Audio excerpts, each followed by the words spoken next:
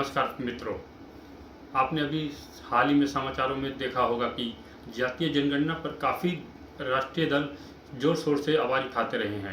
सरकारें एक तरफ तो समय समय पर अस्पृश्यता, छुआछूत और जातीय भेदभाव को सामाजिक बुराई बताते हुए इसे दूर करने के लिए संसद में पार्लियामेंट में विधेयक पास करती रहती है, और दूसरी तरफ सरकार लोगों में जातीय भेदभाव बढ़ाने के लिए जातीय जनगणना के विषय को उच्च पर बात कर रही है।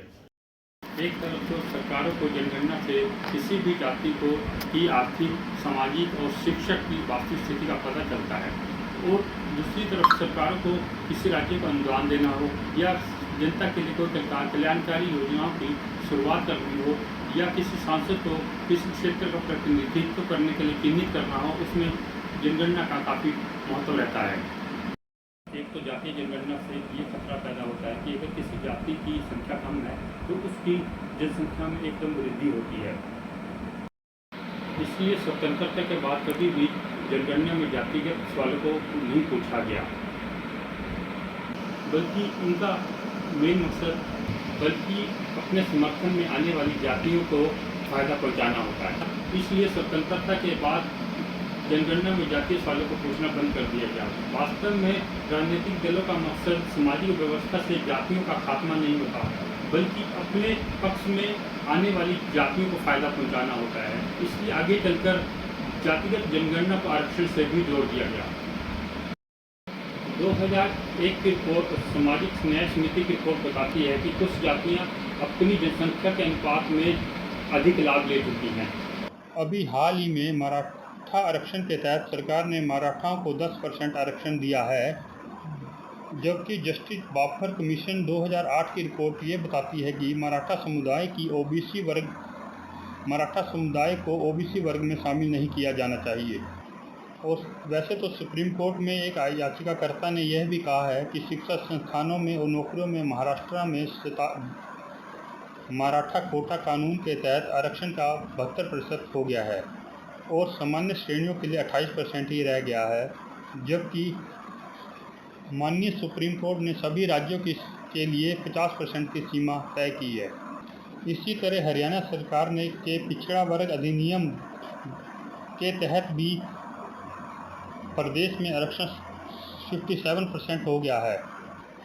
इसी तरह इसी वर्ष कोलकाता हाईकोर्ट ने भी 2010 के बाद ओबीसी के तहत आने वाले सभी सर्टिफिकेट रद्द किए, जिस वजह से 5 लाख लोगों के सर्टिफिकेट रद्द हो गए। इनमें से ज़्यादातर लोग मुस्लिम समुदाय से थे। मुसलमानों को ओबीसी आरक्षण के दायरे में वामपंथी सरकार लेकर आई थी, लेकिन अदालत ने ओबीसी के ये कहा कि 77 नई कैटेगरियों को इसलिए अदालत ने ये कहा कि ओबीसी में 77 नई कैटेगरियों को जोड़ा गया जो सिर्फ राजनीतिक फायदे के लिए ही थी। इसी तरह 2010 में ओबीसी कोटा में रिजर्वेशन के लिए 42 जातियों को चिन्हित किया गया, इसमें से अकेली 41 मुस्लिम वर्ग की थी। इसके बाद 2012 में 35 और जातियों को ओबीसी कोटे से रिजर्वेशन दिया गया, जिसमें उप 34 मुस्लिम बड़ी समुदाय वर्ग की थी, और इन सभी को संविधान के अनुच्छेद 16 के तहत आरक्षण दिया गया।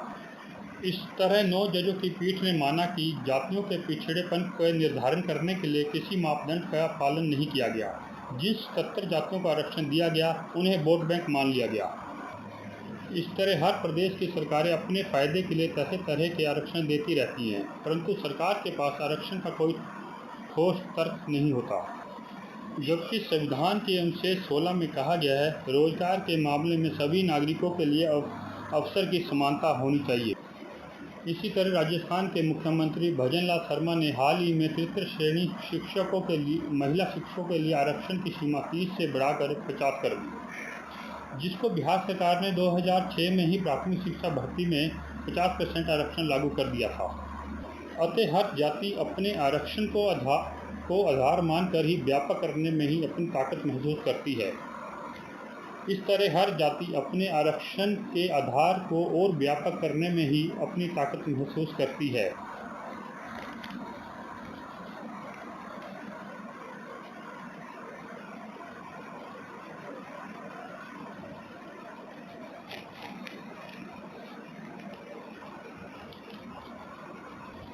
कुल मिलाकर जहां बीजेपी हिंदुत्व की राजनीति कर रही है, वहीं बाकी दल इसे जातिगत आधारित करना चाहते हैं ताकि इलेक्शन में जनता को आपस में उलझाकर रखा जा सके।